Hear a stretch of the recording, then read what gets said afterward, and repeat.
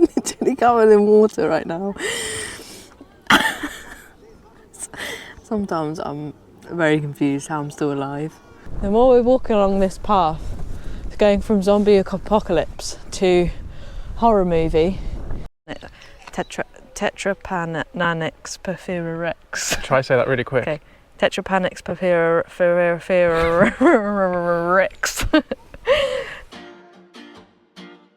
Hey everyone, and welcome to our channel. We are Hannah and Jonny, two travellers on an endless adventure.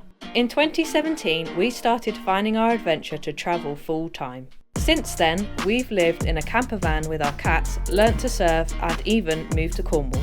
Hit the subscribe button to join us each week for a new episode of Finding Our Adventure, as we search for adventures big and small.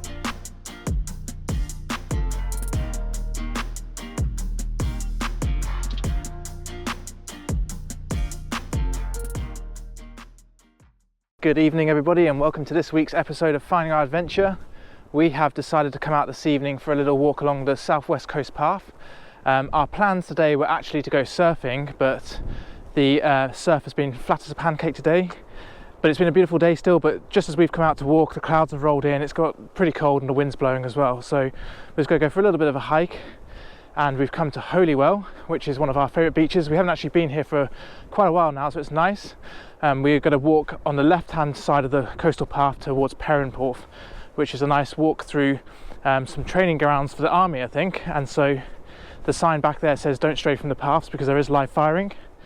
So we'll make sure we don't do any of that. So this sign actually is somewhere where you can become a community scientist. And along a lot of the beaches here, there's a lot of work being done on the sand dunes because a lot of them are being eroded either by people and also by the weather. So you can put your phone here and you can take a picture, and then it will be uploaded and used by scientists so they can kind of track how quickly the sand dunes are eroding.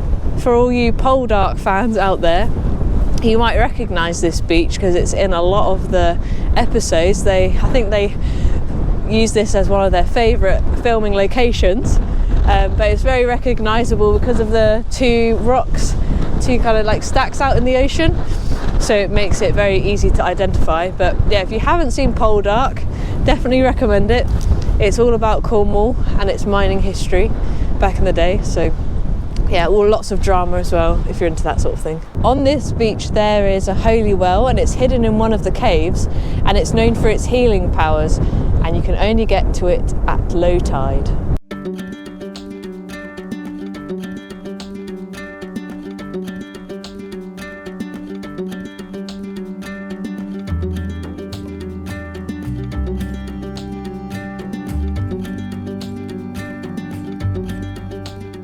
Cornwall is so beautiful. Even on a cloudy day, you can see the turquoise blue water just down below, and imagine it on a beautiful sunny day. It'd be spectacular. I'm standing in front of the set of what looks like Walking Dead. It's super creepy. There's like old barracks with windows all smashed in, and yeah, so if you're looking for a creepy filming location, which you're not allowed on, so you can only get pictures from here, this is your spot. You don't want to be walking back along here in the dark, do you?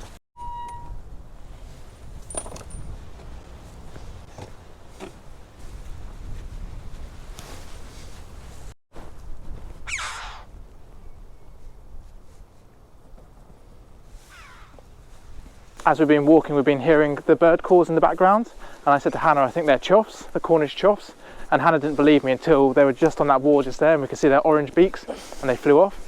So they're giving us a little bit of a show. There's quite a few of them. I thought they were supposed to be rarer than this, but we've always seen quite a few when we come to Cornwall. The more we're walking along this path, it's going from zombie apocalypse to horror movie.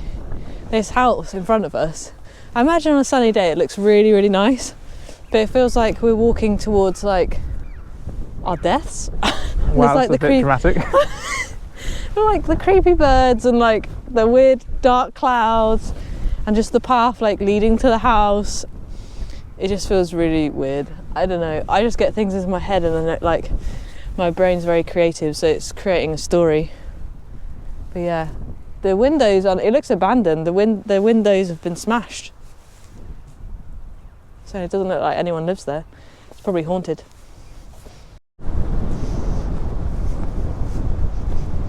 The windows of the house are not smashed. It was just a reflection from the certain angle we're at. So I don't think it's pretty haunted. It looks like a really nice house actually.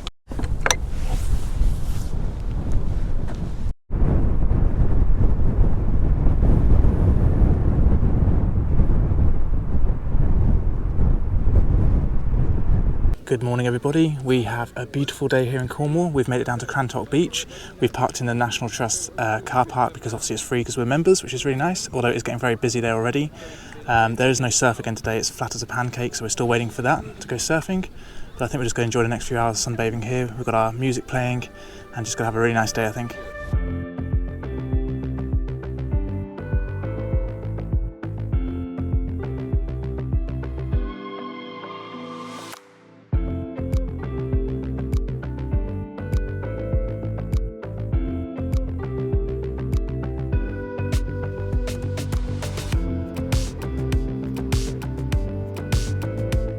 So one of my favourite beach snacks, which I always make sure I've got snacks when I come to the beach because I always get hungry, is watermelon.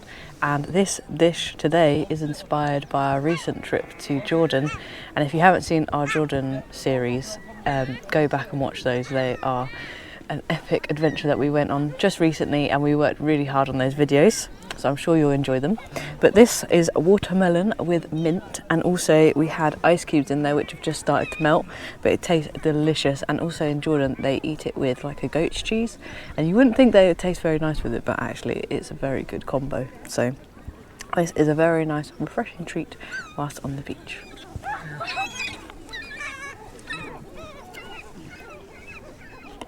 I'm literally covered in water right now.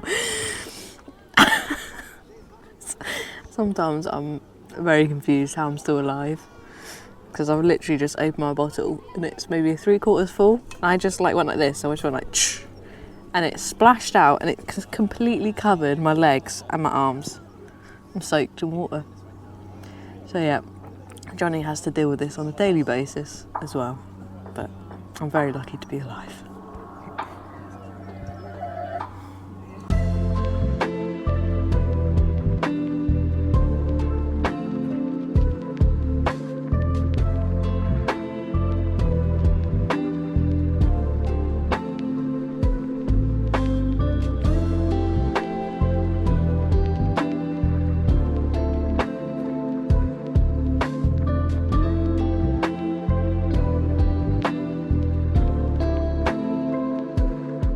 Today we've made it to Trebah Gardens, and we've been kindly gifted some tickets to be able to explore these beautiful gardens.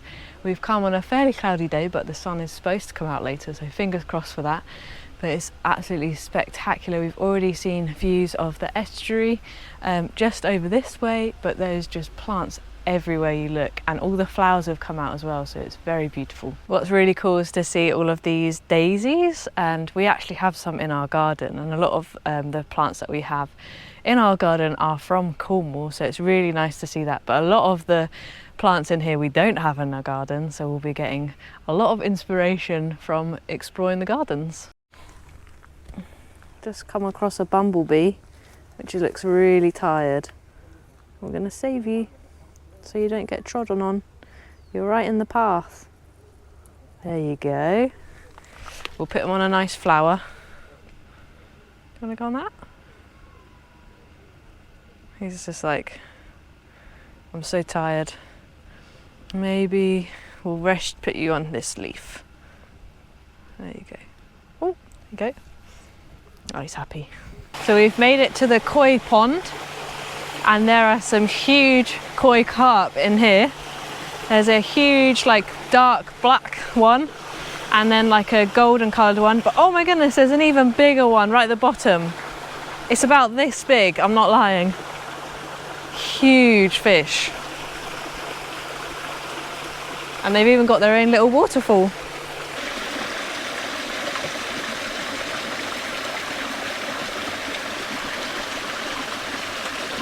The Trebah Gardens are over 200 years old, and a lot of these plants were put here back in the 1830s by Charles and Sarah Fox. And the grounds itself covers over 26 acres, which is huge. And when they bought it back in the 1800s, they only bought it for £4,000, which is quite a bargain, I'd say.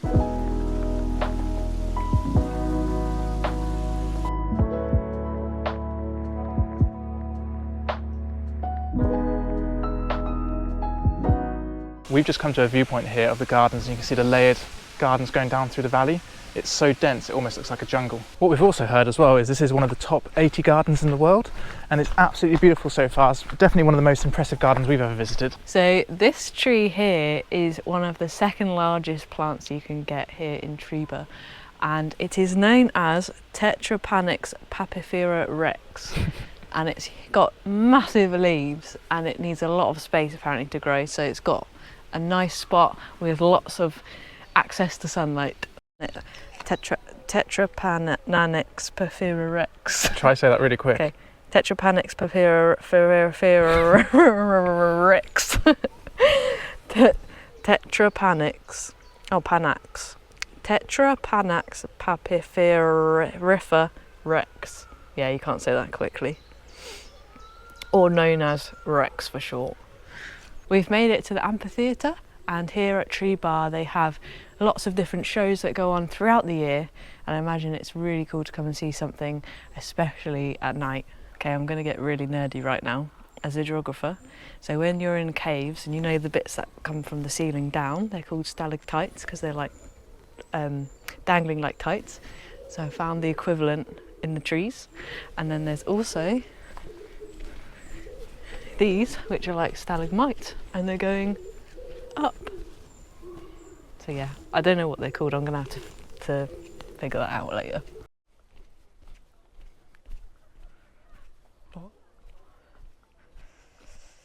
This is giant rhubarb, and I think the name for it is Ganera something.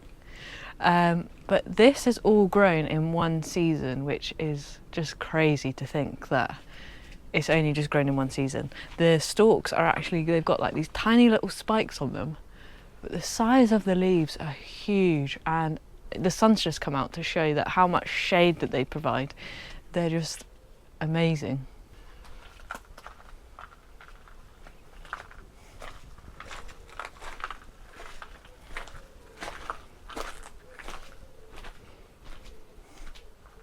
Manisata. So the Latin name is actually Ganera manisata, and we're actually going in the passage now, so there's a massive tunnel of them.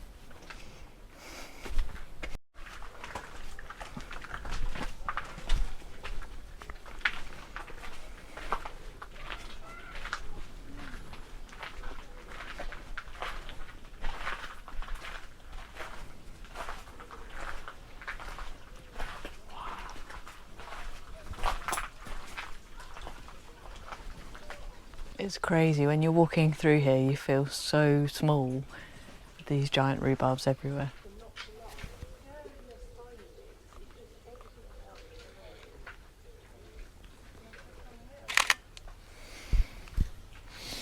We've seen a lot of giant rhubarb in Cornwall, but nothing quite like this.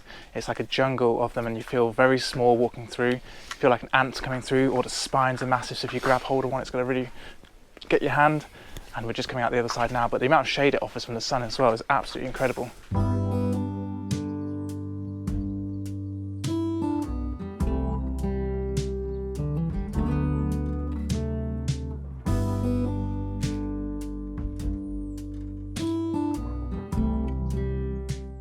We're now walking through Hranger Valley, and it's beautiful here. There's just pops of colour everywhere you look, and it reminds me a little bit of these flowers remind me of like Alice in Wonderland, where I think they like paint the flowers white and red. But yeah, beautiful. Open air, side by side we sway there in all the colours. We've made it to Mallard Bridge, which I think is one of the most beautiful spots we've come to so far. You can see all the way up to the house, and then on the other side you get a little glimpse of the beach just on the other side.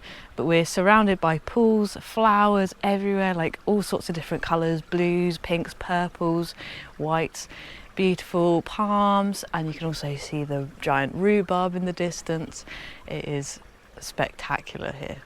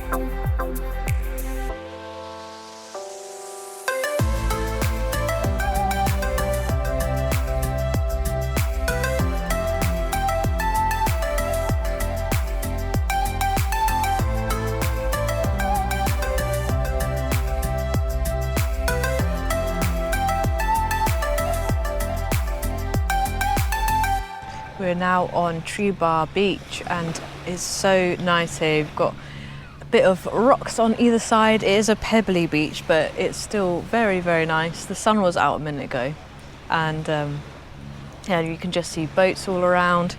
I've just been looking, I've been doing a bit of beach combing, and I found some sea glass, some nice green ones. They're very small, but very pretty. So yeah, I think I could spend hours just chilling here. There's also a cafe just on the beach, so you can get your ice creams and your snacks, whatever you want. So yeah, it's very nice and relaxing. Oh, it's so annoying. Little pebbles. Got a nice pattern on the back of my legs.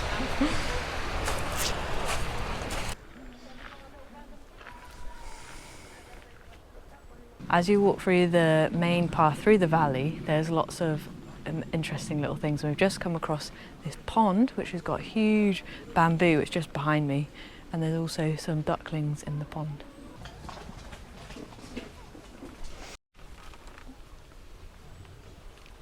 It's massive.